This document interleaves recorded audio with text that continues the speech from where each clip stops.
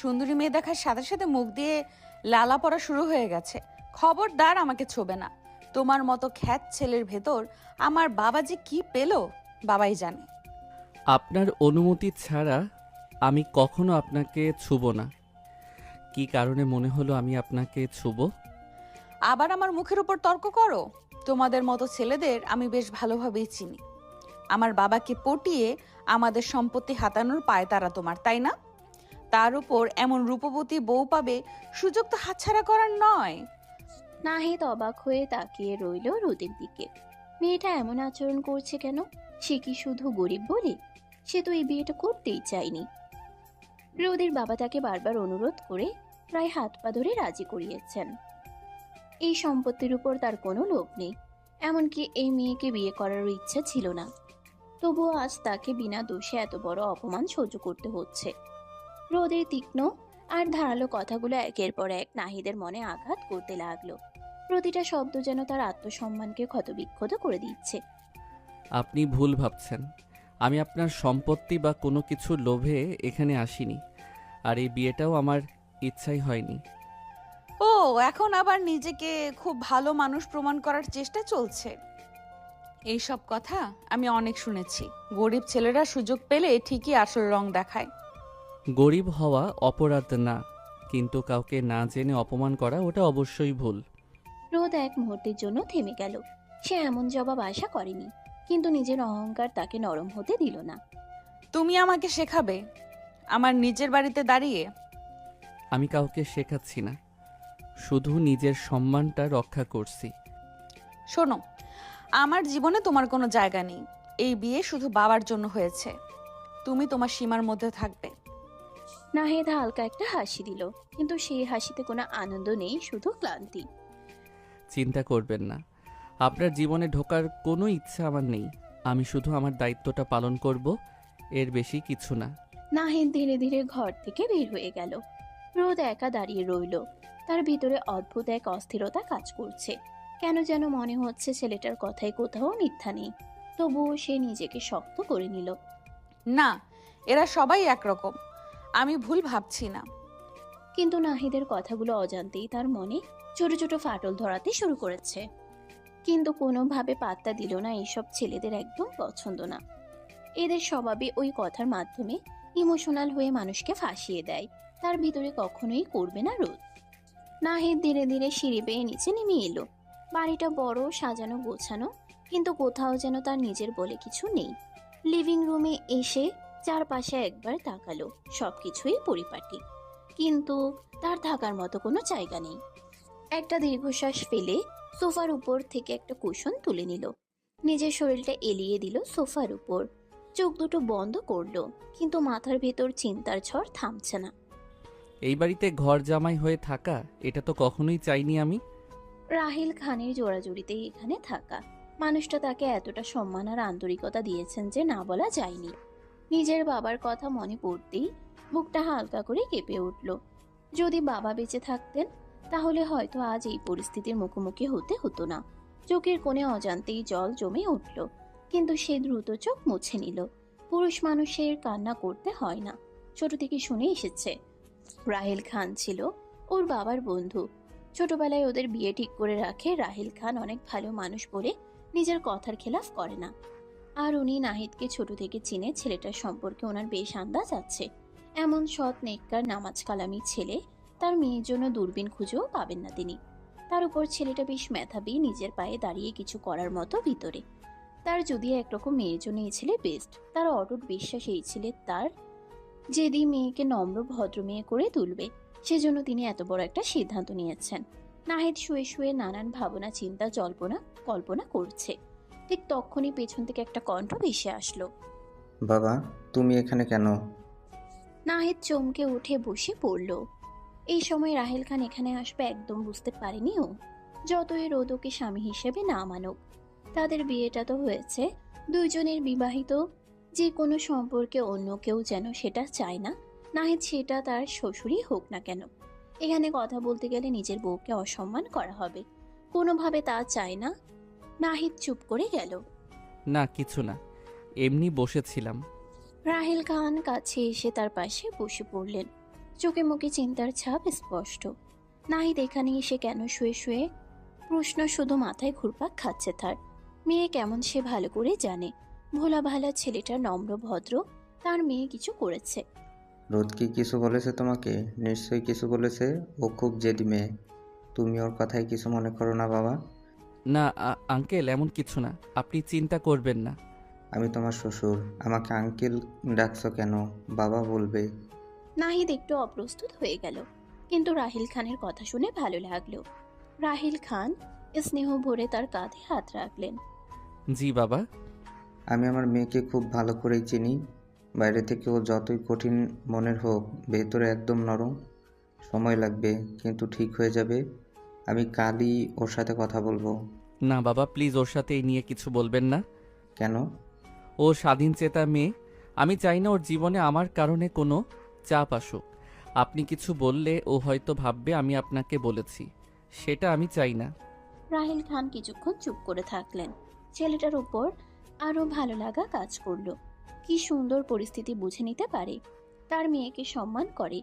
এই যুগে এমন ছেলে পাওয়া কঠিন। তুমি অনেক ধৈর্যশীল ছেলে নাহিদ। বাবা, একটা কথা ছিল। বলো। আমি ভাবছিলাম আমি যদি গ্রামের বাড়িতে ফিরে যাই, অফিসের কাজগুলো আমি ওখান থেকেই ম্যানেজ করতে পারবো। এখানে থাকাটা মানে সবার জন্যই হয়তো একটু অস্বস্তিকর হচ্ছে। তুমি চলে যেতে চাও? হ্যাঁ, মানে এটাই ভালো হবে মনে হয়। আমি আমার দায়িত্ব পালন করব, কিন্তু দূর থেকে। এতে কারোর ওপর কোনো চাপও থাকবে না। লিভিং রুমে এক মুহূর্তের জন্য নিস্তব্ধতা নেমে এলো।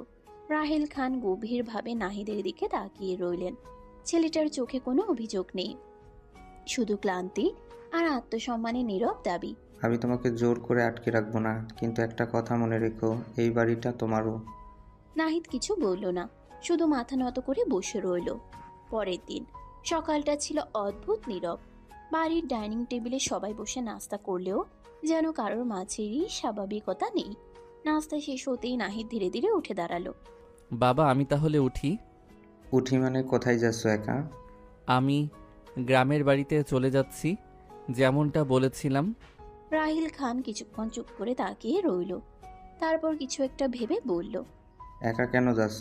তোমার বউকে নিয়ে যাও সাথে। মানে? মানে আবার কি? বিয়ে হয়েছে তোমাদের, একসাথে থাকবে, এটাই স্বাভাবিক। রোদ এখনো ঘুমিয়ে আছে, ওঠেনি। সেটা দেখে আরো বিরক্ত হলো রাহিল খান। তিনি হঠাৎ কাজের মেয়েকে ডাকলেন। এই শোনো, রোদকে গিয়ে ডেকে আনো। বলো আমি ডাকছি। কাজের মেয়েটার সাথে সাথে উপরে গেল রোদের ঘরের দিকে। কিছুক্ষণ পরেই রোদ বিরক্ত মুখে নিচে নামলো। চোখে ঘুম, মুখে স্পষ্ট রাগ। কি হয়েছে বাবা? সকালে এইভাবে ডাকাডাকি কেন? তুমি নাহিদের সাথে গ্রামের বাড়িতে যাবে। রাহিল খানের কথা শুনে নাহিদ অবাক হয়ে তাকিয়ে রইল রাহিল খানের দিকে। রোদ কোনোদিন ওর সাথে যাবে না, ও বেশ ভালো করেই জানে। রাহিল খান তারপরও কেন জোর করছে ওকে। অন্যদিকে রোদ যেন মুহূর্তেই বিস্ফোরিত হয়ে উঠল। হোয়াট? আমি কোথাও যাচ্ছি না। আমার ক্লাস আছে, আমার লাইফ আছে। আমি কেন যাব ওর সাথে? তবু আবার ওর গ্রামে? তোমার মাথার সেন্স কি চলে গেছে? ওয়েট, ওই ছেলেটা তোমাকে বলেছে এমন করতে? How disgusting! তুমি এইরকম একটা থার্ড ক্লাস ছেলের কথা শুনে আমার উপর এমন জুলুম করতে পারো না। আমি অ্যাডাল্ট, আমার নিজের মতো করে আমি থাকবো। আমি কোথায় যাব না যাব আমি ভাববো সেটা। মুখ সামলে কথা বলবে, সমস্ত ভদ্রতা ভুলে গেছো। তুমি আমার সম্মান তোমার কথার মাধ্যমে মাটিতে মিশিয়ে দিচ্ছ। আর তুমি ওর সাথে যেতে বাধ্য, কারণ ও তোমার স্বামী। আমি ওকে স্বামী মানি না। মানো বা না মানো, বিয়েটা হয়েছে। আর আমি যা বলছি সেটাই তোমার ভালোর জন্য। আমি যাব না, এটা ফাইনাল। রাহিল খান এবার চেয়ার থেকে উঠে দাঁড়ালেন। তার চোখে এবার কঠোরতা স্পষ্ট। ঠিক আছে, তাহলে শোনো, তুমিও যদি না যাও তাহলে আমার কোনো সম্পত্তির ওপর তোমার অধিকার থাকবে না। বাবা, তুমি আমাকে এভাবে ব্ল্যাকমেল করছো? আমি তোমাকে বাস্তবতা বোঝাচ্ছি। জীবনে সব কিছু নিজের ইচ্ছা মতো হয় না, কিছু সম্পর্কে সময় দিতে হয়। রোদ চুপ করে গেল, তার চোখে রাগ, অপমান আর এক ফোঁটা অনিশ্চয়তা। ঠিক আছে, আমি যাব। নাহিদ পুরো সময়টা চুপ করে দাঁড়িয়েছিল। তার মুখে কোনো বিজয়ের হাসি নেই, বরং অস্বস্তি। বাবা, জোর করে। কখনো কখনো জোরটাই দরকার হয় বাবা। রোদ ঘুরে দাঁড়ালো, তার মুখ শক্ত। আমি রেডি হয়ে আসছি, কিন্তু একটা কথা মনে রাখবেন, আমি কারোর জন্য বদলাবো না। সে দ্রুত উপরে উঠে গেল। ঘরে আবার নীরবতা নেমে এলো। রাহিল খান ধীরে ধীরে নাহিদের দিকে তাকালেন। দেখো, ওর রাগটা সাময়িক, তুমি শুধু ধৈর্য ধরো। নাহিদ মৃদু হাসল। আমি চেষ্টা করব বাবা। দুপুর গড়িয়ে বিকেল। বাড়ির সামনে গাড়ি প্রস্তুত। ড্রাইভার সবকিছু গুছিয়ে রেখেছে। নাহিদ নিচে দাঁড়িয়ে, তার চোখে কোনো উত্তেজনা নেই, শুধু দায়িত্ববোধ। উপরে ঘরে আমি কি করতে যাচ্ছি? ওই গ্রামের ছেলের সাথে গ্রামে যাচ্ছি? উফ। সে ব্যাগটা জোরে বন্ধ করলো, যেন নিজের রাগটাও ব্যাগের ভেতরে ঢুকিয়ে দিচ্ছে। কিছুক্ষণ পর রোদ ধীরে ধীরে নিচে নামলো। সবাই তাকিয়ে আছে তার দিকে। নাহিদ একবার তাকালো, তারপর আবার চোখ সরিয়ে নিল। সাবধানে যেও, আর পৌঁছে ফোন দিও। জি বাবা। রোদ কিছু বলল না, মুখ ঘুরিয়ে গাড়ি দিকে হাঁটতে লাগলো। গাড়ি চলতে শুরু করলো। শহরের কোলাহল ধীরে ধীরে কমে আসছে। দুজনের মাঝখানে অদৃশ্য একটা দেয়াল। নাহিদ জানালার বাইরে তাকিয়ে। রোদ ফোনে ব্যস্ত, কিন্তু আসলে সে শুধু স্ক্রল করছে, মন নেই। একটা কথা বলবো? বলুন। আমার সাথে বেশি কথা বলার চেষ্টা করবেন না। আমি সাইলেন্স পছন্দ করি। ঠিক আছে। এত সহজ উত্তর পেয়ে রোদ একটু থেমে গেল। সে ভেবেছিল তর্ক হবে। কিছুক্ষণ পর গাড়ি একটা ছোট দোকানের সামনে থামলো। কেন থামলো? আপনি সকাল থেকে কিছু খাননি, একটু কিছু খেয়ে নিন। আমি এইসব রাস্তার দোকানের খাবার খাই না। ঠিক আছে, আপনি নিয়ে আসুন, আমি এখানেই থাকছি। নাহিদ নিজে কিছু না খেয়ে শুধু পানি নিয়ে এসে রোদের দিকে এগিয়ে দিল। অন্তত পানি খান। রোদ কিছুক্ষণ তাকিয়ে রইল, তারপর না চাইতেও বোতলটা নিয়ে এক চুমুক খেলো। লোকটা এমন কেন? নাটক করছে নাকি সত্যি? রাস্তা বদলে গেল। চারপাশে সবুজ খোলা আকাশ, ধানের ক্ষেত, পাখির ডাক। রোদ বিরক্ত হয়ে জানালার বাইরে তাকালো, তারপর একটু থেমে গেল। এত সুন্দর! সে নিজেই অবাক হলো, এই প্রথমবার গ্রামের সৌন্দর্য তার চোখে ধরা দিল। কিন্তু সঙ্গে সঙ্গেই নিজেকে সামলে নিল। ধুলো আর গরম ছাড়া কিচ্ছু না। গাড়ি এসে থামলো এক সাধারণ কিন্তু পরিষ্কার বাড়ির সামনে। উঠানে গাছ, পাশে টিউবওয়েল। একজন বয়স্ক মহিলা দৌড়ে এলেন। নাহিদ বাবা। কেমন আছেন খালা? ভালো বাপ, এটাই কি তোমার বউ? জি। আসো মা, ভিতরে আসো। রোদ চারিদিকে তাকিয়ে দেখছে, বিরক্ত লাগছে এসব কিছু। মহিলাটা একটা ঘরে ওকে নিয়ে গেল। গ্রাম্য ঘর, একটা খাট, আলমারি আর বাক্স আছে, কিন্তু পরিপাটিভাবে গোছানো। আমি এখানে থাকবো? একটা ছোট মেয়ে দৌড়ে এসে নাহিদের হাত ধরলো। ভাইয়া, তুমি এতদিন পর এলে কেন? কাজ ছিল রে পাগলি। আর এই আপুকে? এটা তোমার ভাবি। ছোট মেয়েটার কথা শুনে রোদ ভ্রু কুঁচকে তাকালো, যেন ভাবি শব্দটাই তার কানে বেমানান লাগছে। কিন্তু সেদিকে আর পাত্তা দিল না। প্রচন্ড গরম এখানে, বিরক্ত লাগছে তার উপর, এতটা জার্নি করে এসেছে। আমি একটু ফ্রেশ হব। ওয়াশরুম কোথায়? এইদিকেই আপু, আমি দেখাচ্ছি। রোদ অনিচ্ছা নিয়ে মেয়েটার পিছু নিল। ঘরের পেছনের দিকে একটু হেঁটে যেতে হলো। চারপাশে খোলা জায়গা, গাছপালা, আর একটু দূরে টিনের তৈরি একটা ছোট ঘর। এটা আমাদের ওয়াশরুম আপু। রোদ থমকে দাঁড়ালো, তার চোখ বড় বড় হয়ে গেল। বলে কি, এই মেয়ে পাগল হয়ে গেছে? রোদের মুখ মুহূর্তেই বিরক্তিতে ভরে গেল। হোয়াট? এটা ওয়াশরুম? হ্যাঁ আপু, এইখানেই সবাই গোসল করে। তুমি সিরিয়াস? এখানে আমি গোসল করব?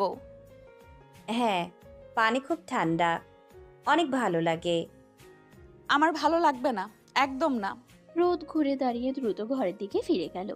তার মুখে ঘৃণা আর অস্বস্তি স্পষ্ট। ঘরে ঢুকেই, নাহিদ, জি। আমি এখানে থাকতে পারবো না। এই জায়গা, এই পরিবেশ, এই ওয়াশরুম, এটা কি? এটা গ্রাম, এখানকার জীবন এমনই। প্লিজ আমাকে এখান থেকে নিয়ে চলো, এক্ষুনি। আমি এখানে 1 মিনিটও থাকতে পারবো না। আপনাকে এখানেই থাকতে হবে। আপনার বাবা আপনাকে এখানে থাকতে বলেছে। ও প্লিজ, আবার বাবা? সব কিছুতে বাবার নাম আনবেন না। আমি কোনো গ্রামের মেয়ে না যে এসব সহ্য করব। আপনাকে কেউ সহ্য করতে বলছে না, শুধু কিছুদিন মানিয়ে নিতে বলছে। মানিয়ে নিতে? এই গরমে, এই ধুলোয়, এই জায়গায়? ছোট থেকে তুমি এসবের মধ্যে বড় হয়েছো, আমি না। তোমার কোনো আইডিয়া আছে আমি কিভাবে বড় হয়েছি? আর তুমি আমাকে এখানে নিয়ে এসেছো, তোমার এখানে নিয়ে আসার আগে একবার ভাবা উচিত ছিল না? আমার বাবার কাছ থেকে তো টাকা হাতিয়েছো বেশ ভালোই, সেগুলো দিয়েও তো ঠিক করতে পারতে কিছু জিনিস।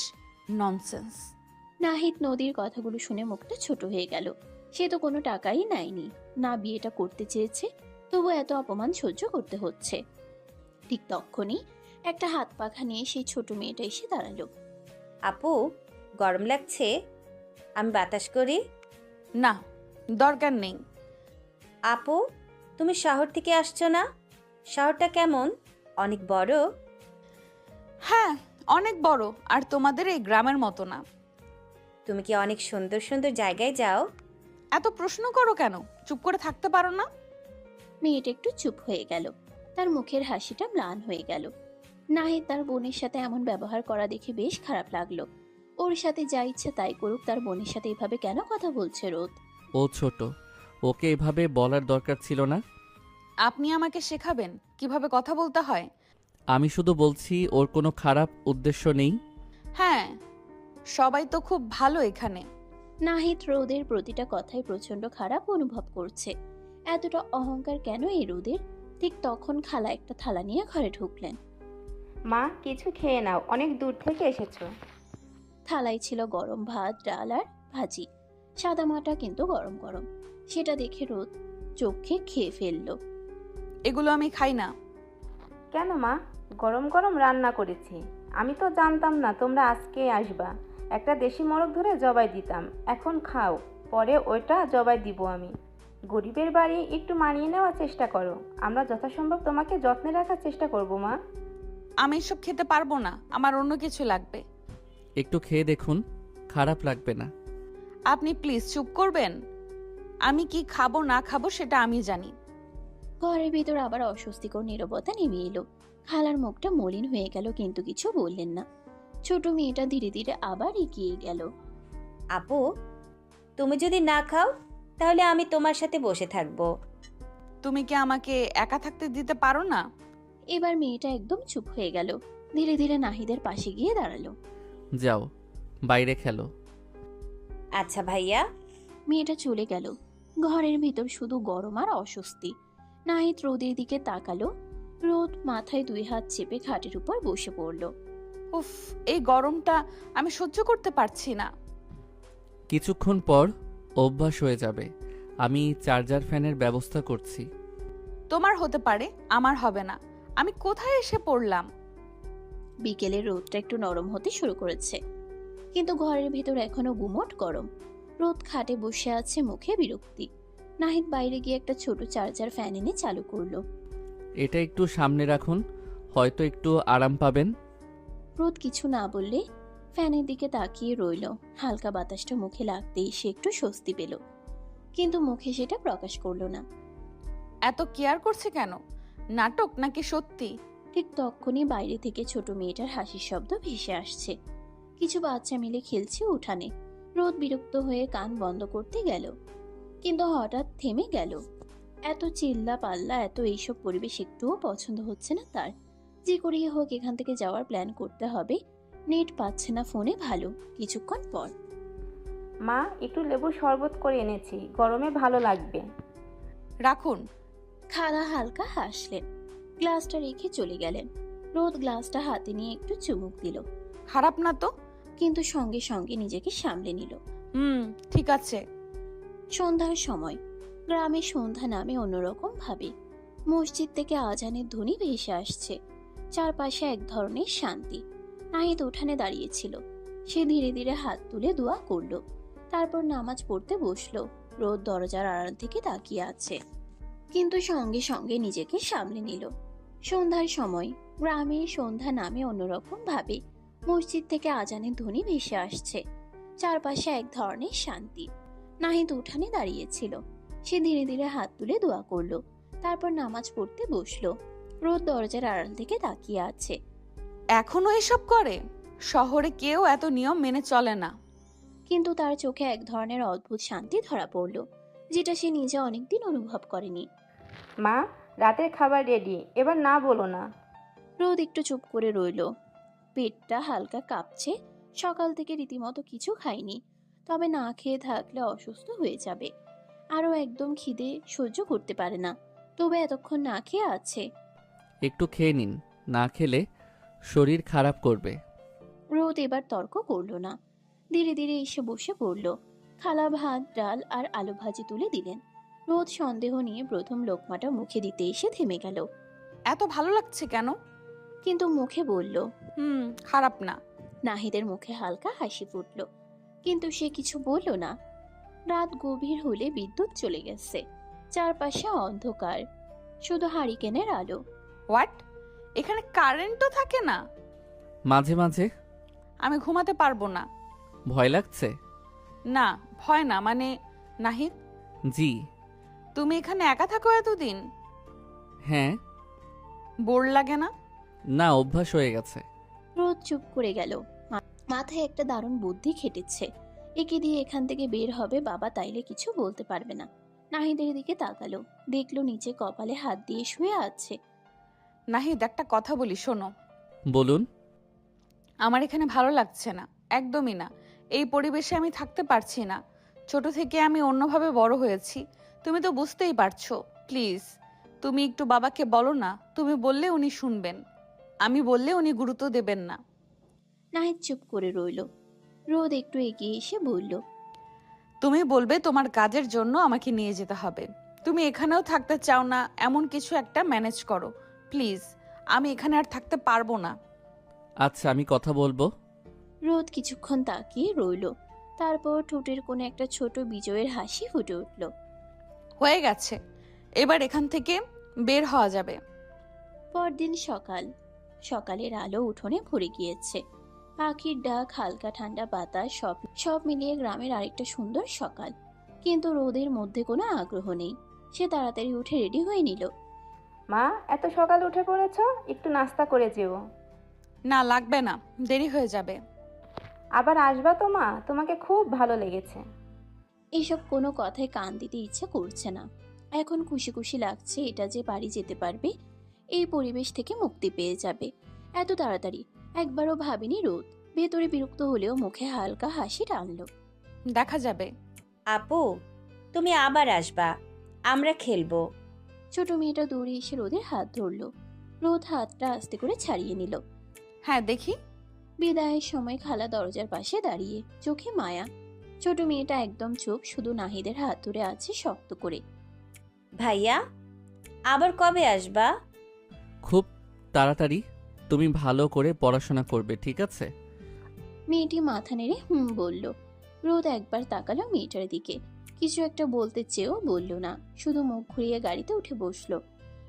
সাবধানে যেও বাবা, আর মা আবার আসবা। দেখি। গাড়ি ধীরে ধীরে চলতে শুরু করলো। গ্রামের সবুজ কাঁচা রাস্তা, সেই টিনের ঘর, সব পেছনে পড়ে যেতে লাগলো।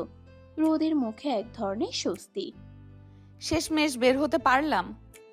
অন্যদিকে নাহিদ চুপচাপ জানালার বাইরে তাকিয়ে আছে, তার চোখে যেন একটু শূন্যতা।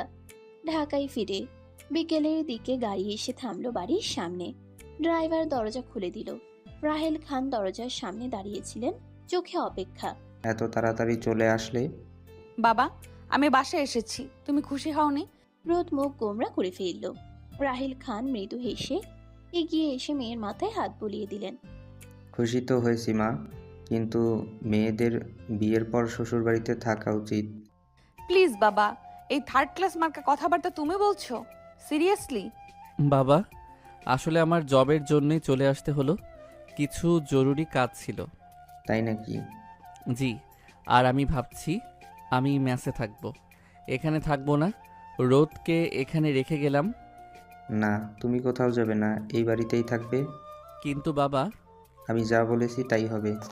নাহিদ চুপ করে গেল, সে আর কিছু বলল না। কিছুক্ষণ পর নাহিদ ধীরে ধীরে রোদের রুমে দরজার সামনে এসে দাঁড়ালো। কিছুক্ষণ ইতস্তত করে দরজায় নক করলো। কে? আমি। আসো। নাহিদ দরজা খুলে ভিতরে ঢুকলো। রুমটা আগের মতোই পরিপাটি, আধুনিক, ঠান্ডা। রোদ সোফায় বসে ফোন স্ক্রল করছিল। তুমি যেহেতু আমাকে এখানে নিয়ে এসেছো, তাই তুমি রুমে থাকতে পারো, কিন্তু একটা কথা মনে রাখবে, তুমি সোফায় থাকবে আর আমার আশেপাশে আসার চেষ্টা করবে না। ঠিক আছে। গুড। রাত ধীরে ধীরে নেমে এসেছে। ঘরের ভিতর নীরবতা, এসির হালকা শব্দ আর ফোনে স্ক্রোলের টিপ টিপ আওয়াজ ছাড়া কিছু নেই। নাহিদ চুপচাপ সোফায় এক কোণে বসে আছে। একটা ছোট ব্যাগ থেকে কাপড় বের করে গুছিয়ে রাখলো। এই ঘরে তার কোনো আলমারি নেই, কোনো নির্দিষ্ট জায়গা নেই, তবুও সে নিজের মতো করে মানিয়ে নেওয়ার চেষ্টা করছে। রোদ একবার তাকালো, তারপর আবার ফোনে চোখ নামিয়ে নিল। তুমি এত চুপচাপ থাকো কেন? কথা বলার মতো কিছু থাকলে বলি। ও, মানে আমার সাথে কথা বলার মতো কিছু নেই? আপনি তো নিজেই বলেছেন আপনি সাইলেন্স পছন্দ করেন। কথাটা শুনে রোদ একটু থেমে গেল। নিজের কথাই যেন নিজের বিরুদ্ধে চলে গেল। নিজের উপর বেজায় বিরক্ত হলো। কথাটা কোনো রকম ঘোরানোর চেষ্টা করলো। ঠিক আছে, এত সিরিয়াস হওয়ার দরকার নেই। তোমার গ্রামের বাড়ি থেকে এত তাড়াতাড়ি চলে আসতে সমস্যা হলো না? সমস্যা হলে কি আসতাম? তুমি কি সত্যিই আমার জন্য এসেছো? আপনি তো তাই চেয়েছিলেন। আমি তো বলেছিলাম তুমি ম্যানেজ করে বলো। আমি ম্যানেজ করিনি, সত্যি কাজ ছিল। লোকটা এমন কেন? একবারও আমাকে দোষ দিচ্ছে না। তারপর নিজেই নিজের উপর বিরক্ত হলো আবার। এই ছেলেকে কোনো মতে বিশ্বাস করা যাবে না। এরা প্রথম এমন ভালো সাজার নাটক করবে, পরবর্তীতে আসল রূপ দেখাবে। এর শায়েস্তা করা লাগবে। সমস্ত ভদ্রগিরি বের করে দিব এবার। পরের দিন সকালবেলা রোদ আর নাহিদ জানতে পারলো রাহিল খান বাড়িতে থাকবে না। অফিসের কাজে তাকে বাইরে যেতে হবে। এটা শুনে রোদ বেশ খুশি হলো। বাবা থাকবে না, এই সুযোগে এই ছেলের অবস্থা টাইট করে ছাড়বে ও। নাহিদকে সাথে নিয়ে কলেজের উদ্দেশ্যে রওনা হলো। কলেজে এসে গাড়ি থেকে নেমে রোদ নাহিদের দিকে তাকিয়ে বলল, আমার অনেক খিদে পেয়েছে, আমার জন্য খাবার ম্যানেজ করো। আমি স্যান্ডউইচ খাবো। অবশ্যই বাসাটা হতে হবে। তুমি বাসায় গিয়ে আবার স্যান্ডউইচ নিয়ে আসো। আচ্ছা, আমি নিয়ে আসছি, আপনি ততক্ষণ ক্লাস করুন। নাহিদ বুঝতে পারছে নদী তাকে অপমান করতে চাচ্ছে, তবু কিচ্ছু মনে করলো না। কতদূর কি করতে পারে দেখতে চাই শুধু। নদীও নাহিদের দিকে তাকালো। নাহিদ এক কথায় রাজি হয়ে যাওয়ায় একটু অবাক হলো, তবু পাত্তা দিল না। সামনে এগিয়ে এসে দেখলো ওর বন্ধু বান্ধব সব দাঁড়িয়ে আছে। তাদের দেখে এগিয়ে গেল, ওরাও এগিয়ে আসলো। কি রে রোদ, কই ছিলি রে তুই কাল? কোনো খোঁজ পাচ্ছিলাম না কেন? নাইট ক্লাবে আসিসনি, কি ব্যাপার? সরি, আমি একটু ব্যস্ত ছিলাম। আজকে যাব নাইট ক্লাবে। অবশ্যই, টেনশন করিস না। রিকি কই? হাই রোদ, এই যে আমি। কি অবস্থা তোমার? আজকে নাইট ক্লাবে জয়েন করবা আমাদের সাথে? না, আজকে আমাদের বাড়িতে পার্টি রাখি, তোমরা আসো। নাহিদ প্রায় দৌড়াতে দৌড়াতে কলেজের গেটের ভেতরে ঢুকলো। হাতে একটা ব্যাগ, ভেতরে যত্ন করে রাখা স্যান্ডউইচ। রোদ যেভাবে বলেছিল বাসারটাই এনে দিয়েছে। ওদের গ্রুপটা একটু দূরে দাঁড়িয়ে হাসাহাসি করছিল। নাহিদ এগিয়ে আসতেই রোদ চোখ তুলে তাকালো। তারপর ব্রু কুচকে বলে, এত লেট হলো কেন? রাস্তা একটু। অজুহাত দেওয়ার দরকার নেই। একটা স্যান্ডউইচ আনতে এত সময় লাগে? নাহিদ চুপ করে ব্যাগটা এগিয়ে দিল। রোদের দিকে শুধু তাকালো এক পলক। ঠিক তখনই রিয়ার চোখে পড়ে গেল নাহিদকে। এই রোদ, এটাকে? রোদ ঠোঁট বাঁকিয়ে রিয়ার দিকে তাকালো, চোখে বিরক্তি। রিয়া একটু কৌতূহলী চোখে নাহিদের দিকে তাকিয়ে রইল, তারপর হালকা হেসে, উফ, দেখতে তো বেশ হ্যান্ডসাম। কে রে, নতুন কেউ নাকি? তোর কি রুচির দুর্ভিক্ষ হয়েছে নাকি? মানে তাহলে কেউ? ও ও আমার বডিগার্ড, বলা চলে কাজের লোক। ড্রাইভার ভাবতে পারিস, যে কোনো একটা। কথাটা শেষ হতেই চারপাশে হালকা হাসির শব্দ উঠল। কেউ কেউ মুখ চেপে হাসছে, কেউ আবার সরাসরি তাকিয়ে আছে নাহিদের দিকে। নাহিদ অবাক হয়ে রোদের দিকে তাকালো। তার চোখে স্পষ্ট আঘাত। এক মুহূর্তের জন্য মনে হলো কিছু একটা বলবে, কিন্তু বলল না, শুধু মাথা নিচু করে দাঁড়িয়ে রইল। এই প্রথম না, তবুও আজকের অপমানটা যেন একটু বেশি লাগলো। একা হলে হয়তো সহ্য করা সহজ ছিল, কিন্তু সবার সামনে? সিরিয়াসলি, এত হ্যান্ডসাম বডিগার্ড রাখছিস? কি করব বল, সিকিউরিটি তো লাগেই। রিয়া এখনো নাহিদের দিকে ফ্যালফেল চোখে তাকিয়ে আছে। নাহিদের হাতটা ধীরে ধীরে মুঠো হয়ে গেল, কিন্তু সে নিজেকে সামলে নিল। আপনার স্যান্ডউইচ। ঠিক আছে, তুমি যেতে পারো। নাহিদ কিছুক্ষণ দাঁড়িয়ে রইল। কিছু বলার ছিল, কিন্তু শেষ পর্যন্ত কিছুই বলল না। পেছন থেকে আবার হাসির শব্দ ভেসে এলো। হাঁটতে হাঁটতে নাহিদের মনে শুধু একটা কথাই ঘুরতে লাগলো। আমি কি সত্যি এতটা ছোট? অন্যদিকে রোদ স্যান্ডউইচে কামড় দিল। স্বাদটা ভালোই লাগছে, কিন্তু আজকে কেন জানি সেই স্বাদটাও তেমন আনন্দ দিচ্ছে না। কী রে, তুই এত রুট কেন ওর সাথে? কারণ ওর জায়গা ওকে বোঝাতে হবে। রিয়া আনমনে শুধু উত্তর দিল। হুম। বাকি সবাই ক্লাসরুমে গেলে রিয়া গেল না। নিচে এসে এদিক ওদিক কিছু একটা খুঁজতে লাগলো। পার্কিং এরিয়ার দিকে গিয়ে দেখতে পেল নাহিদ গাড়ির একপাশে হেলান দিয়ে দাঁড়িয়ে আছে। রিয়া এগিয়ে গিয়ে, হ্যালো। নাহিদ রিয়াকে দেখে প্রথমে চিনতে একটু কষ্ট হলো, কিন্তু পরে মনে পড়লো যে রোদের সাথে দেখেছে কিছুক্ষণ আগে। কিন্তু এই মেয়ে এখানে কিসের জন্য এসেছে, তাকে হ্যালো কেন বলছে? নাহিদ ভদ্রতার খাতিরে সালাম দিল। রিয়া একটু ইতস্তত বোধ করলো, কারণ ও এসেই ওকে হ্যালো বলেছে সালামের বদলে। তবুও হাসি মুখে সালামের উত্তর দিল। কিছু বলবেন ম্যাম? এই আপনি আমাকে ম্যাম কেন বলছেন? আমার নাম রিয়া, আমাকে রিয়া বলে ডাকতে পারেন। জি ম্যাম, অবশ্যই। আবার ম্যাম বলছেন? রিয়া ঠোঁট ফুলিয়ে একটু বিরক্তি দেখালো। নাহিদ একটু অপ্রস্তুত হয়ে গেল, কি বলবে বুঝে উঠতে পারছে না। না মানে অভ্যাস হয়ে গেছে। অভ্যাস বদলাতে সময় লাগে না, একবার চেষ্টা করে দেখুন। রিয়া। জি, রিয়া। নামটা বলতে গিয়েও যেন একটা সংকোচ কাজ করছিল তার মধ্যে। রিয়া সেটা লক্ষ্য করলো, কিন্তু কিছু বলল না, বরং অন্য প্রসঙ্গে গেল। আঙ্কেলের কাছ থেকে কিছুটা শুনেছে নাহিদ আর রোদের ব্যাপারে। নাহিদকে দেখে কিছুটা চিনতে পেরেছিল রিয়া। প্রথমে রোদের ব্যবহার বেশ অবাকই হয়েছে। নাহিদকে দেখে কেন জানি ওর অনেক ভালো লেগেছে। কিভাবে পারছে রোদ এইভাবে অপমান করতে সবার সামনে ছেলেটাকে? এখনকার যুগে এমন ছেলে কি খুঁজে পাওয়া যাবে একটা দুইটা? জিনিস কাছে থাকলে জিনিসের মর্ম বোঝে না মানুষ। প্রমাণ রোদ, যেটা করছি সেটা। আপনি মানে তুমি তুমি কি সত্যিই রোদের ড্রাইভার? প্রশ্নটা শুনে নাহিদ হালকা হেসে ফেলল। সেই হাসিতে একটু কষ্ট মিশেছিল। কি বলবে, যেখানে নিজের বউ সবার সামনে তাকে ড্রাইভার বলে পরিচয় করিয়েছে কাজের লোক, এখন যদি সত্যটা বলে রোদকে অপমানিত হতে হবে। সেটা নাহিদ কোনোভাবেই চায় না, কারণ রোদ এতে উল্টো ওকে আরো ভুল বুঝবে। মানুষ যা ভাবে আমি তাই। এইটা তো উত্তর না। সব প্রশ্নের সরাসরি উত্তর দেওয়া যায় না। ও যা বলল খারাপ লেগেছে তাই না? আমি কিন্তু তোমার আর রোদের ব্যাপারে কিছু কিছু জিনিস জানি, আঙ্কেল আমাকে বলেছে, তাই আমার থেকে না লুকোলেও চলবে। তোমাকে আমার খুবই ভালো লেগেছে, আমাকে তোমার বন্ধু বানাবে? রোদের কথাগুলো খুবই অপমানজনক লেগেছিল, আমি বুঝতে পারছি তোমার অনেক খারাপ লেগেছে তাই না? প্রশ্নটা খুব সহজ ছিল, কিন্তু উত্তরটা কঠিন। নাহিদ চোখ সরিয়ে নিল।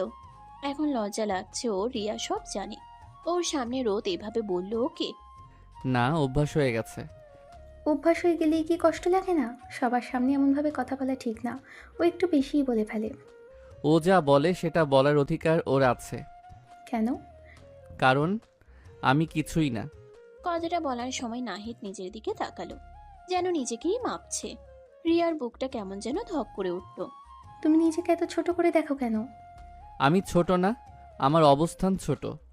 নিজেকে ছোট মনে করলে সবাই তোমাকে ছোট ভাবেই দেখবে। সবার আগে নিজেকে নিজের সম্মান করতে হয়, এটা জানো তো তুমি? নিজের কিন্তু অনেক কিছু করতে পারো, চেষ্টা করো। আর আজ থেকে কিন্তু আমরা ফ্রেন্ড হলাম, মনে থাকবে তো? যে কোনো প্রয়োজনে আমার কাছে হেল্প চাইতে পারো তুমি, আমি সবসময় হেল্প করতে রাজি আছি। আর একটা কথা, তুমি সকালে নাস্তা করেছো দেখে তো মনে হচ্ছে না। সকালের নাস্তা তো করোনি, আমি তোমাকে দিই। আরে আরে কি করছো রিয়া, লাগবে না। লাগবে না মানে? তুমি এখনই আমার সামনে খাবে, বন্ধু বলেছো, আবার বন্ধুর সাথে এমন ব্যবহার করছো। লাগবে নাকি মানে? বন্ধুর কাছ থেকে জিনিস কেড়ে নিয়ে খেতে হয়, বুঝেছো? নাহিদ তখন রিয়ার দিকে তাকালো সরলভাবে। মেয়েটা বেশ মিশুক, একটু তার সাথে কিভাবে মিশে গেল। রিয়া জোর করে নাহিদের হাতে একটা বিস্কিটের প্যাকেট আর পানির বোতল ধরিয়ে দিল। নাহিদ না পেরে সেই খেতেই হলো ওর দেওয়া খাবার। রিয়া কিছুক্ষণ পর ওইখান থেকে চলে গেল নাহিদের থেকে বিদায় নিয়ে। নাহিদ রোদের ক্লাস শেষ হওয়ার অপেক্ষা করছে। রাহেল খান ওকে দায়িত্ব দিয়ে গেছে রোদের দেখাশোনা করার জন্য। নাহিদ অনেকক্ষণ ধরে দাঁড়িয়ে রয়েছে, এদিকে রোদের দেখা মিলছে না। ভার্সিটি থেকে সবাই চলে যাচ্ছে, আস্তে আস্তে ফাঁকা হয়ে যাচ্ছে, কিন্তু রোদের দেখা এখনো মিলল না। আধা ঘন্টা পর রোদ আসলো, সাথে ওর বন্ধু বান্ধব। তাও তাদেরকে বিদায় দিয়ে রোদ নাহিদের সামনে এসে দাঁড়ালো। কি এভাবে হা করার মতো করে দাঁড়িয়ে আছো কেন? অনেক টায়ার্ড লাগছে, তাড়াতাড়ি বাসায় নিয়ে চলো। নাহিদ কোনো উত্তর দিল না। রোজ গাড়িতে ওঠার পর নাহিদ গিয়ে ড্রাইভ করা শুরু করলো। কিছুক্ষণের মধ্যেই বাড়ি চলে আসলো ওরা। বাড়ি এসেই রোদ নিজের রুমে চলে গেল। নাহিদ নিজের দিকে তাকালো। ঘেমে একাকার হয়ে গেছে, তার শরীর নিজেরও ফ্রেশ হওয়া দরকার। কিন্তু কি করবে এখন? ও সমস্ত জামা কাপড় রোদের রুমে শিফট করা হয়েছিল। রাহিল খান এখন নেই, রোদ 1 মিনিট ওই রুমে থাকতে দিবে না ওকে, ও বেশ ভালোই জানে। কিন্তু কি করার, ফ্রেশ তো হতেই হবে। সে ভাবনা ভেবেই রোদের রুমের দিকে হাঁটা ধরলো। রুমে এসে নক করলো 2-3 বার, কিন্তু ভিতর থেকে কোনো সাড়া শব্দ পেল না।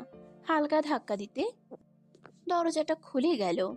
নাহিদ ভাবলো ব্যাগটা নিয়েই চলে আসবে। রোদ মনে হয় ওয়াশরুমে এটাই সুযোগ, তাই যেই ভাবনা সেই কাজ। নাহিদ দূরত্ব গিয়ে নিজের ব্যাগ হাতে তুলে পিছনে ঘুরে আসতে নিলে জোরে ধাক্কা খেল রোদের সাথে। রোদ ওয়াশরুম থেকে শুধু একটা টাওয়াল পরা রয়েছে। ধাক্কাটা এত হঠাৎ ছিল যে দুজনেই কিছুক্ষণ স্থির হয়ে গেল। নাহিদের পিঠ দরজায় ঠেকে আছে, আর রোদ এতটাই কাছে একটুখানি নড়লেই ঠোঁট ছুঁয়ে গেল। দুজনের নিঃশ্বাস একে অপরের মুখে লাগছে। সময়টা যেন থেমে গেছে। নাহিদ হক চকিয়ে দ্রুত সরে যেতে চাইল, কিন্তু ঠিক তখনই রোদ নিজেকে সামলে নিয়ে জোরে তাকে ধাক্কা দিয়ে দূরে সরিয়ে দিল। বাহ, এতদিনে আসল রূপটা বের হলো। কি বলছেন আপনি? আমার শরীরের দিকে তোমার নজর, তাই না? দরজা খোলা দেখে এই সুযোগটা লুফে নিলে। না, আমি শুধু... চুপ। আমার দিকে ওই চোখে তাকিয়েছিলে অনেক দিন ধরে। আমি বুঝি না ভেবেছো আমার উপর নজর ছিল, তাই না? আগে বললেই তো পারতে, এত নাটক করার কি দরকার ছিল? নাহিদ স্তব্ধ হয়ে তাকিয়ে রইল। কথাগুলো ছুরির মতো কেটে গেল নাহিদের ভেতরটা। রোদ এটা কি বলল? ও চাইলে তো আগে নিজের অধিকার আদায় করে নিতে পারত। হ্যাঁ, অধিকারই তো। রোদের উপর সম্পূর্ণ অধিকার আছে ওর, বিবাহিত স্ত্রীও। কিন্তু তবু কোনো কিছু করেনি একই রুমে থেকে। আর এখন এই সামান্য ব্যাপার নিয়ে রোদ ওকে এত বড় অপবাদ দিচ্ছে, যেখানে রোদের জন্য সম্পূর্ণ হালাল। কি ভেবেছো আমি কিছু বুঝি না? সারাদিন চুপচাপ থাকো, ভদ্র সাজার চেষ্টা করো, আর সুযোগ পেলেই... সত্যি বলতে কি, তোমার মতো ছেলেদের আমি খুব ভালো করেই চিনি। আপনি সীমা ছাড়িয়ে যাচ্ছেন। সীমা? তোমার আবার সীমা আছে? নিজের জায়গাটা ভুলে গেছো নাকি? তুমি এখানে কি সেটা মনে করিয়ে দিতে হবে। নাহিদের হাত মুঠো হয়ে গেল, কিন্তু সে কিছু বলল না। একটা কাজের লোক, একটা ড্রাইভার বলা চলে, আর তুমি ভাবছো তুমি আমার সমান হয়ে দাঁড়াতে পারো? নাকি ভাবছো আমাকে ছুলেই তুমি কিছু হয়ে যাবে? আমি আপনাকে ছোঁয়ার কথা ভাবিও না। হো প্লিজ, নাটক করো না। একটু আগে কি হচ্ছিল সেটা আমি দেখিনি। আমি বলেছি এটা দুর্ঘটনা ছিল। আর আমি বলছি এটা ইচ্ছে করে। কিন্তু দুঃখের বিষয়, তুমি ভুল মানুষকে বেছে নিয়েছো। কথাটা বলেই রোদ সোজা হয়ে দাঁড়ালো। নাহিদ রোদের দিকে তাকিয়ে আছে। অবাক হচ্ছে রোদের অহংকারী কথাবার্তা শুনে। টাকা থাকলেই যে ভদ্রতা সভ্যতা আসে সেটা রোদকে না দেখলে হয়তো বুঝতো না। রোদ আয়নার দিকে তাকিয়ে, আমার লেভেলে আসার চেষ্টা করো না। আয়নায় নিজেকে একবার দেখো, তারপর আমার দিকে তাকাবে। নাহিদ কিছুক্ষণ চুপ করে রইল। তার চোখে স্পষ্ট অপমান, কিন্তু সেই সাথে একটা অদ্ভুত শান্তি। সে ধীরে ধীরে ব্যাগটা হাতে নিল। আমি কখনো আপনার লেভেলে আসার চেষ্টা করিনি, আর আল্লাহ আপনার লেভেলে কখনো যাতে আমাকে না নিয়ে যাওয়ায় আমি অনেক খুশি হব, কারণ আমি জানি মানুষ লেভেল দিয়ে বড় হয় না। রোদ এক মুহূর্তের জন্য থেমে গেল, কিন্তু কিছু বলল না। নাহিদ দরজার দিকে এগিয়ে গেল, হাত বাড়িয়ে দরজা খুলল, তারপর হালকা থেমে আবার বলল, আর একটা কথা, সম্মান কেউ দিলে পাওয়া যায় না, নিজের আচরণেই সেটা তৈরি হয়। তারপর আর কিছু না বলে বেরিয়ে গেল। দরজা বন্ধ হওয়ার শব্দটা এবার আগের চেয়ে অনেক ভারী লাগলো। রোদ স্থির হয়ে দাঁড়িয়ে রইল। তার ভিতরে রাগ এখনো আছে, কিন্তু কোথাও একটা অস্বস্তিও কাজ করছে। নাহিদ ওকে এতগুলো কথা শুনিয়ে দিয়ে গেল কেন? একটু বেশি এবার বেড়েছে। বিরক্ত লাগছে সবকিছু রোদের এখন। বিকেলের আলোটা তখন ধীরে ধীরে নরম হয়ে এসেছে। বাড়ির বাগান জুড়ে হালকা বাতাস বইছে। ফুলের গন্ধে চারপাশটা শান্ত, কিন্তু সেই শান্তির মধ্যে বসে থাকা নাহিদের মনটা ততটা শান্ত না। নাহিদ মাটির কাছে ঝুঁকে গাছের আগাছা পরিষ্কার করছিল। রোদই তাকে কাজটা করতে বলেছিল। কাজ করছে, ঠিক তখনই গেটের দিক থেকে কারো কণ্ঠ ভেসে এলো। এই গার্ডেনার সাহেব, হ্যাঁ তো মন দিয়ে কাজ করছো নাকি? নাহিদ মাথা তুলে তাকালো। রিয়াকে দেখে একটু অবাকই হলো। ওর হাতে একটা ছোট ব্যাগ, চোখে সে আগের মতো হাসি। রিয়া এখানে কি করছে? নিশ্চয়ই রোদের সাথে দেখা করতে এসেছে। ভদ্রতার খাতিরে নাহিদ রিয়াকে সালাম দিল। রিয়া সালামের উত্তর দিল। আপনি মানে তুমি এখানে? কেন আসতে পারি না নাকি? নাকি এই গার্ডেনও প্রাইভেট? না না, সেটা না, মানে হঠাৎ সামনে দেখলাম তো সেজন্য। রোদ ম্যামের সাথে দেখা করতে এসেছো? হঠাৎ না। হ্যাঁ, রোদের সাথে দেখা করতে এসেছিলাম, কিন্তু এখন তোমাকে গার্ডেনের কাজ করতে দেখে আমি এসেছি তোমাকে হেল্প করতে। ধরে নাও। বলেই রিয়া জুতো খুলে একেবারে নাহিদের পাশে বসে পড়ল। হাত বাড়িয়ে একটা ছোট গাছের পাশে আগাছা তুলতে শুরু করলো। আরে তুমি এটা করছো কেন? নোংরা হয়ে যাবে। নোংরা হলে কি হবে? মানুষ তো আর নোংরা হয় না। আর তুমি পারলে আমি পারবো না কেন? নাহিদ কিছুক্ষণ চুপ করে তাকিয়ে থাকলো। মেয়েটার এই সহজ স্বভাবটা তার ভালো লাগছে, কিন্তু সে সেটা প্রকাশ করলো না। কিন্তু রিয়া তার সাথে এই কাজ করছে, রোদ যদি দেখে তখন আবার উল্টো ওকেই দোষারোপ করবে। তার বান্ধবীকে দিয়ে কেন কাজ করাচ্ছি? একটা কথা বলি? বলো। তুমি হাসলে তোমাকে অনেক ভালো লাগে। সবসময় তো সিরিয়াস থাকো কেন? সব সময় হাসার মতো কারণ থাকে না। তাহলে কারণ বানাতে হয়। বলেই রিয়া গাছের নিচ থেকে একটু কাদা নিয়ে নাহিদের নাকের উপরে দিয়ে দিল, আবার নিচের নাকেরও দিয়ে দিল। নাহিদ হেসে ফেললো এবার। রিয়ার কাণ্ড দেখে সত্যি অদ্ভুত লাগছে, কিন্তু ভালোও লাগছে। এই তো দেখেছো, হাসতে পারো তুমি। দুজনেই কাজ করতে করতে গল্পে মেতে উঠল। রিয়া ঘাস তুলতে তুলতে পুরো গা মাখিয়ে ফেলেছে। কেউ মাঝে মাঝে ইচ্ছা করে কাদা লাগিয়ে দিচ্ছে। নাহিদ নিজে রিয়ার কাণ্ড দেখে অবাক হচ্ছে। এত মিশুক এই মেয়েটা বড়লোকের মেয়ে হওয়ার পরেও ভিতরে বিন্দুমাত্র অহংকার নেই। আবার কি সুন্দর সালোয়ার কুর্তি পরে ভদ্রভাবে থাকে। এরই ভিতর রিয়া কিছু কাদা নিয়ে নাহিদের মাথায় লাগিয়ে দিল। এই পাগলি, কি করছো এটা? ধন্যবাদ এত বড় কমপ্লিমেন্ট দেওয়ার জন্য। হাসির শব্দটা বাগান জুড়ে ছড়িয়ে পড়ল। কিন্তু দূরে বারান্দায় দাঁড়িয়ে সবকিছু দেখছিল রোদ। রোদের চোখ দুটো শুরু হয়ে গেল। সে চুপচাপ দাঁড়িয়ে ছিল, কিন্তু ভেতরে কিছু একটা জ্বলতে শুরু করেছে। রিয়ার হাসি, নাহিদের সাথে এত স্বাভাবিক আচরণ, এটা তার ভালো লাগছে না। এত কাছাকাছি? আর এক মুহূর্ত দাঁড়িয়ে থাকতে পারল না সে। দ্রুত নিচে নেমে এলো। বাগানে এসে দাঁড়াতেই কাছ থেকে নাহিদ আর রিয়ার সুন্দর মুহূর্ত তার চোখের সামনে ভেসে উঠল। দুইজন কাদা মেখে ভূত হয়ে ঘাস তুলছে আর গল্প করছে, 32 পাটি দাঁত বের করে হাসছে। সেটা দেখে আরো মেজাজ খারাপ হলো রোদের। কেন জানে না। এখানে কি চলছে? নাহিদ আর রিয়া দুজনেই চমকে তাকালো। নাহিদ রোদকে দেখে আবার নিজের গম্ভীর মুখে ফিরে আসলো। রোদের ফেস দেখে নাহিদ বেশ ভালোই বুঝতে পারছিল এখানে রোদ কিছু কঠোর কথা বলতে পারে দুজনকে এইভাবে দেখে। এই কয়দিনে বেশ ভালোই চেনা হয়ে গেছে রোদকে। আরে তুই, আমরা তো। আমরা? কি আমরা? এখন আমার বান্ধবীর দিকেও নজর দিয়েছো? থার্ড ক্লাস মার্কা ছেলে, মেয়েদের শরীরের দিকে নজর দেওয়া ছাড়া আর কিছু পারো না? কথাটা শুনে নাহিদের মুখ শক্ত হয়ে গেল, কিন্তু সে কিছু বলল না। রিয়া অবাক হয়ে রোদের দিকে তাকালো। কি বলছে কি এই মেয়ে, মাথা ঠিক আছে? ও যে রোদকে চেনে, এই রোদ তো সে না। এমন কথাবার্তা বলা শুরু করলো কবে থেকে? হ্যাঁ, ছোট থেকেও একটু জিদ্দি টাইপের, কিন্তু এত এভাবে অপমান করে কথা তো বলে না কাউকে। এত রাগ নাহিদের উপর ওর। এই কি বলছিস তুই এসব? চুপ তুই। আমি তোকে ভালো করেই চিনি, কিন্তু ওকে চিনতে পারিনি। দেখছি বেশ ভালোই ব্যবসা শুরু করেছে, একজন থেকে আরেকজন। রোদ, লিমিট ক্রস করছিস। লিমিট? এর আবার লিমিট আছে? এইটুকুর মধ্যে তোকে পটিয়ে ফেলেছে, দেখ না। তুই ওর সাথে বসে গল্প করছিস, হাসছিস, আর আমার কথায় উল্টো আমাকে বোঝাচ্ছিস। কারণ তুই ভুল বলছিস। ও প্লিজ, আর তোকে বলিনি এসব থার্ড ক্লাস ছেলেদের সাথে মিশিস না? Third class? তুই ওকে থার্ড ক্লাস বলছিস? হ্যাঁ, কারণ ওর সেই যোগ্যতাও নেই। একটা কাজের লোক, ড্রাইভার, ওর লেভেলটাই এটা। আমার লেভেল কি সেটা নিয়ে এত চিন্তা করার দরকার নেই আপনার। ও, এখন জবাবও দিচ্ছ? আমি শুধু সত্যি বলছি। সত্যি? সত্যি হলো তুমি নিজের জায়গা ভুলে যাচ্ছ।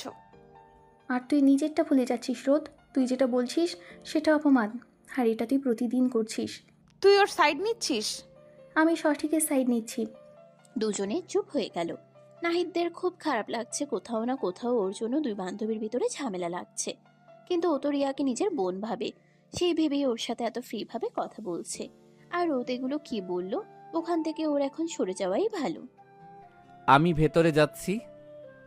আর রোদ এগুলো কি বললো, এখান থেকে ওর এখন সরে যাওয়াই ভালো। সে আর একবারও কারো দিকে তাকালো না, সোজা হেঁটে চলে গেল।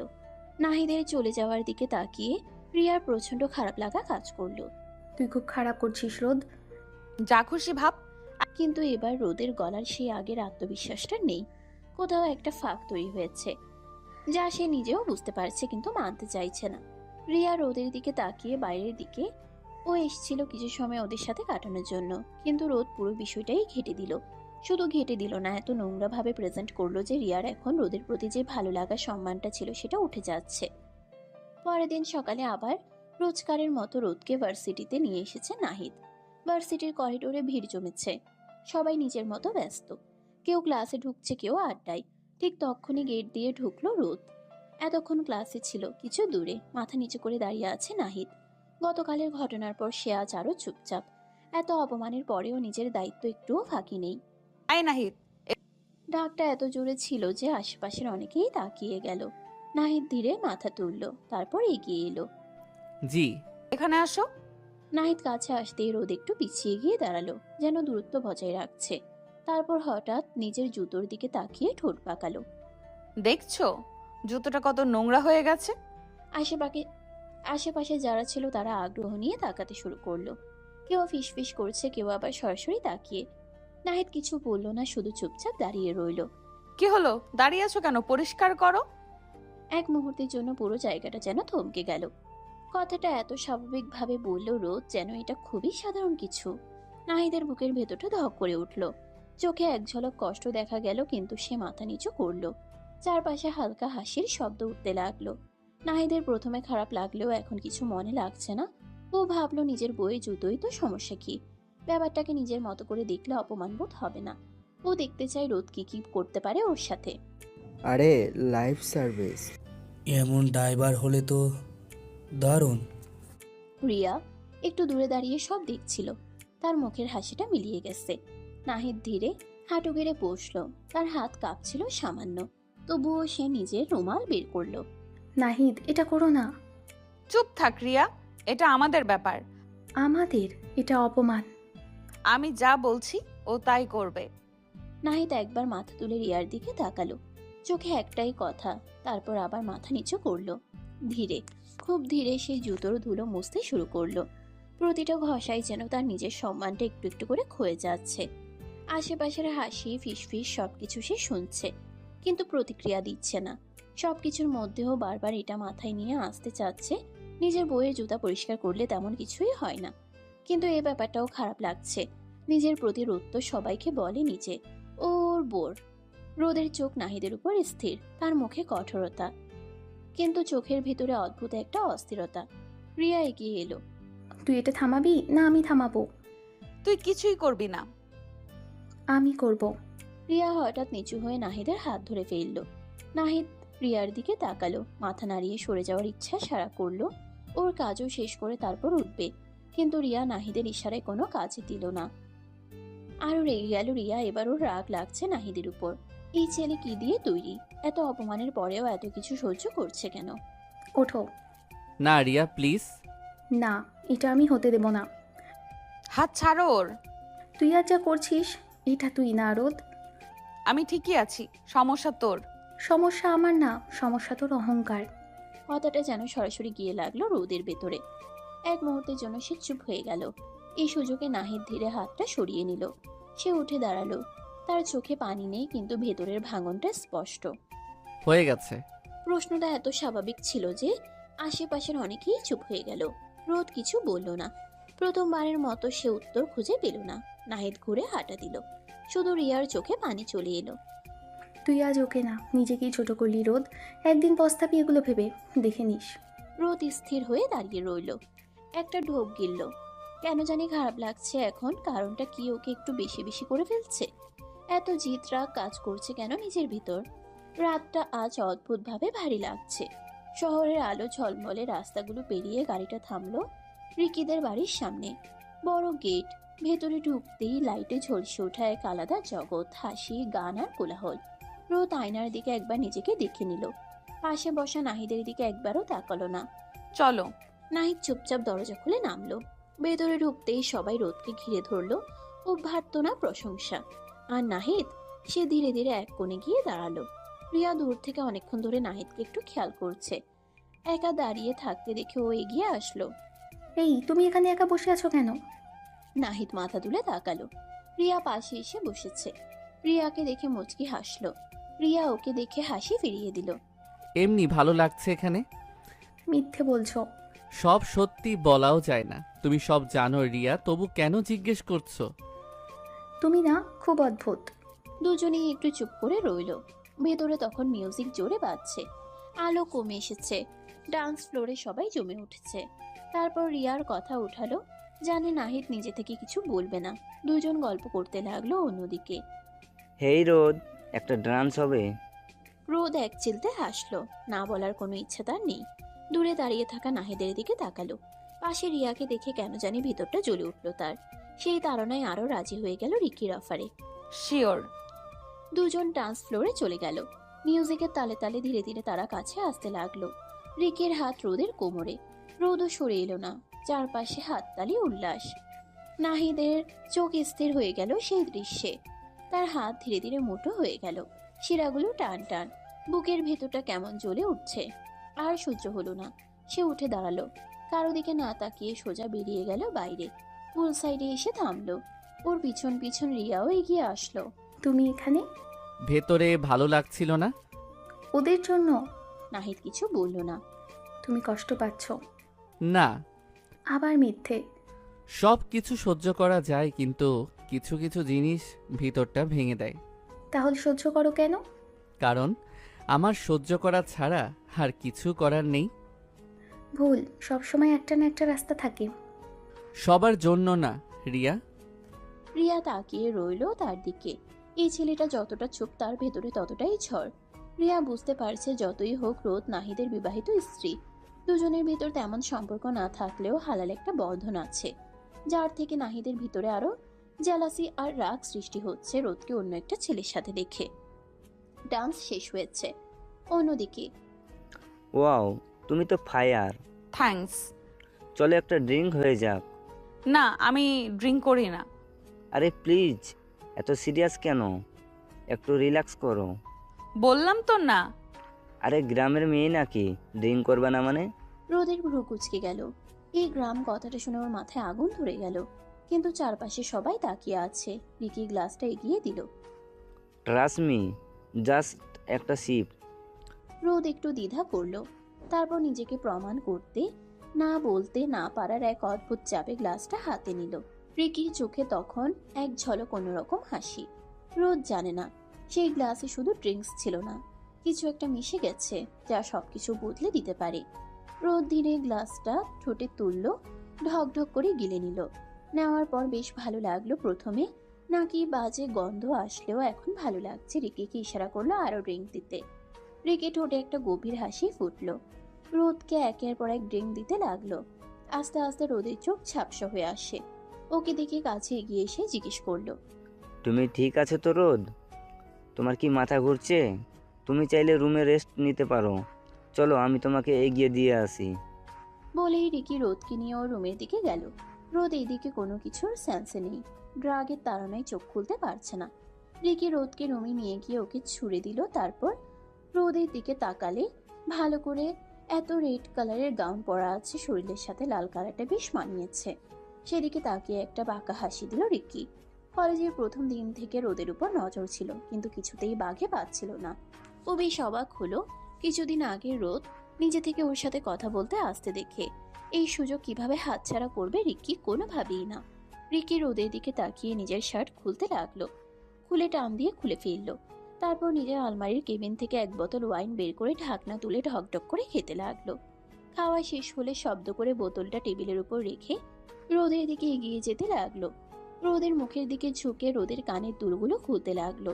দুলগুলো খুলে রেখে রোদের জামার চেনে হাত লাগাবে ঠিক সেই সময় ভেতরের ঘরটা তখন এক অদ্ভুত নিস্তব্ধতায় ডুবে গেছে।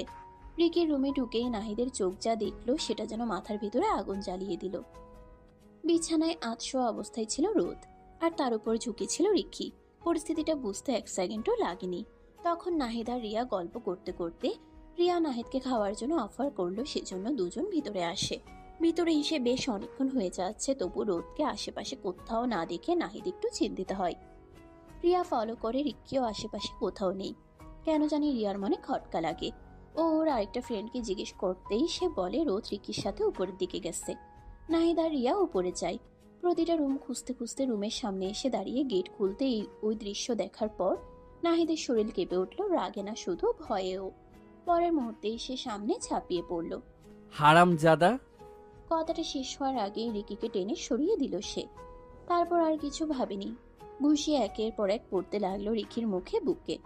রিকি প্রথমে কিছু বুঝে উঠতে পারলেও দ্রুতই মাটিতে লুটিয়ে পড়ে গেল। আশেপাশে যা কিছু আছে সব যেন ঝাপসা হয়ে গেছে। নাহিদের চোখে শুধু একটা জিনিস পরিষ্কার, রোদ। পেছন থেকে রিয়া বলে, নাহিদ থামো, ও মরবে। শেষমেশ রিয়াই গিয়ে নাহিদের হাত শক্ত করে টেনে সরালো। নাহিদের বুক তখনও ওঠানামা করছে, চোখে রাগের আগুন। সে এক মুহূর্তও দেরি না করে বিছানার পাশে ছুটে গেল। রোদ, শুনতে পাচ্ছেন? রোদ অর্ধ চেতন অবস্থায় কিছু অস্পষ্ট শব্দ করলো। মাথাটা এদিক ওদিক ঘুরলো, চোখ আধ খোলা।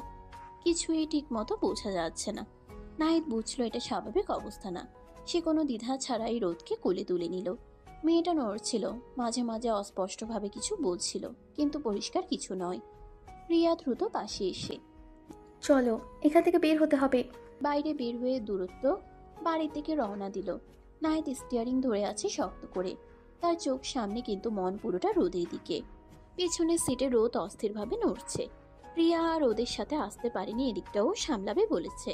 রিকিকে এই অবস্থায় একদম ফেলে রাখা যাবে না। রোদ রাগ নেওয়ার ফলে নিজের মধ্যেই নেই, কি বলছে না বলছে কোনো কিছুরই ঠিক নেই। নাহিদ, তুমি আছো? জি, আমি আছি। আপনি চুপ করে বসেন, এখনই চলে আসবো আমরা বাসায়। আচ্ছা, কিন্তু আমি তোমার কাছে থাকতে চাই। একটু কাছে আসুন না নাহিদ। নাহিদ রোদের কথাই কান দিল না। গাড়ি বাড়ির সামনে থামতেই নাহিদ দ্রুত নেমে রোদকে আবার কোলে তুলে নিল। এক মুহূর্তও দেরি করলো না, সোজা ভেতরে নিয়ে গেল। রুমে এনে সাবধানে বিছানায় শুয়ে দিল। তারপর কিছুক্ষণ রোদের দিকে তাকিয়ে চলে আসতে নিল। হঠাৎ হাতে টান পড়ে পিছনে তাকিয়ে দেখলো রোদের দিকে ঘোর লাগা চোখে তাকিয়ে আছে। কোনো কিছু কি লাগবে? রোদ আরো জোরে নাহিদের হাতটা টান দিল, যার ফলে নাহিদ ব্যালেন্স হারিয়ে রোদের গায়ের উপর পড়ল। দুজন অনেক কাছাকাছি চলে আসলো, একে অপরের নিঃশ্বাসে নিজেদের মুখের উপর পড়ছে। নাহিদ সরে আসতে চাইলে রোদ নাহিদকে নিজের সাথে আরো জড়িয়ে ধরল। তারপর সেকেন্ডের ভিতর নাহিদের নাকে একটা চুমু বসিয়ে দিল। নাহিদ সাথে সাথে জমে গেল। রোদ এটা কি করলো ওর সাথে? ওর ভাবনার ভিতরেই রোদ আরো একটা কাণ্ড বসিয়ে ফেললো। নাহিদের অধরে নিজের অধর বসিয়ে দিল। নাহিদ কি করবে বুঝে পাচ্ছিল না, এখন শকে আছে। নিজের হালাল নারীর গভীর ছোঁয়া পেয়ে কোনো পুরুষই ঠিক থাকতে পারে না। নাহিদ হুঁশ খুইয়ে ফেলে রোদের অধর জোড়ায় অমৃত খুঁজে নিতে চাইল। অনেকক্ষণ পরে নাহিদ বুঝতে পারলো সে যেটা করছে সেটা একদম ঠিক না। তাড়াতাড়ি করে রোদের থেকে সরে আসতে চাইলে রোদ দিল না, আরো জড়িয়ে ধরলো নাহিদকে। রোদ পাখি, যেটা করলে সেটা ঠিক না। আমি কিছু জানি না, আমার আদর চাই। রোদ পাখি, এইভাবে তো আদর দিতে পারবো না। তুমি তো আমাকে স্বামী হিসেবে মানো না, মানুষ হিসেবেই মানো না। সেখানে স্বামী হিসেবে মানাতে বিলাসিতা। সকাল হলেই সব ভুলে যাবে, তখন আমাকে ভুল বুঝবে। দূরে থাকো আমার থেকে, এটাই ভালো। প্লিজ এমন করো না, একটু আদর দাও। না না, একটু না, অনেক। আমার চাই, এক্ষুনি চাই। নাহিদ রোদের থেকে সরে এসে বসলো। অন্যদিকে রোদ হঠাৎ জামার চেন খুলে সেকেন্ডের ভিতর জামা খুলে টান মারলো। ইনারে হাত দিতে যাবে তার আগেই নাহিদ ওর হাত ধরে ফেলে। ও অবাক হয়ে গেছে রোদের কাণ্ড কারখানা দেখে। পাগল হয়ে গেছে এই মেয়ে, মাথা ঠিক আছে? কি করছে ও? সকালে যখন কিছু মনে থাকবে না, সমস্ত দায়ভার নাহিদকে নিতে হবে। কিন্তু রোদ তো নিজের ভিতর নেই। নাহিদের সাথে জোর জবরদস্তি করতে লাগলো। নিজেকে ছাড়িয়ে নেওয়ার জন্য জোর জবরদস্তির ভিতর নাহিদের নিঃশ্বাস আটকে গেল। রোদের গায়ে শেষ কাপড়টুকুও নেই। মেয়েটার চোখে ঘোর, ঠোঁটে অস্থির কাঁপুনি। ও নাহিদের শার্ট খামচে ধরে টানছে নিজের দিকে। আমাকে ছেড়ো না প্লিজ, আজ রাতে শুধু তোমাকে চাই। নাহিদের শরীরের প্রতিটা রক্তবিন্দু যেন বিদ্রোহ করছে। এত কাছে, এতটা আপন করে পাওয়া যে মেয়েটা দিনের আলোয় তাকে স্বামী হিসেবেই মানে না, সে আজ নিজেই ডাকছে। হালাল অথচ হারাম লাগছে মুহূর্তটা। নাহিদ দুই হাতে রোদের কাঁধ চেপে ধরলো, চোখে চোখ রাখলো। রোদ ফুপিয়ে উঠল, নাহিদের বুকে মুখ গুজে দিল। রোদ পাখি, আমার দিকে তাকাও। আমাকে চিনতে পারছো?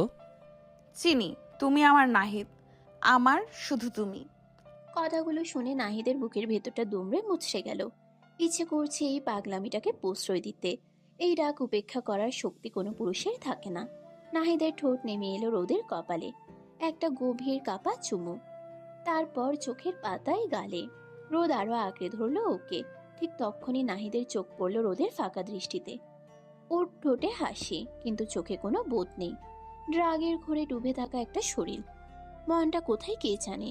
নাহিদের সমস্ত শরীর ঝাঁকি দিয়ে উঠল। সে ঝট করে রোদের থেকে 1 ইঞ্চি দূরে সরে গেল। 2 হাতে রোদের মুখটা তুলে ধরল। এই রোদ না, আমার রোদ পাখি না।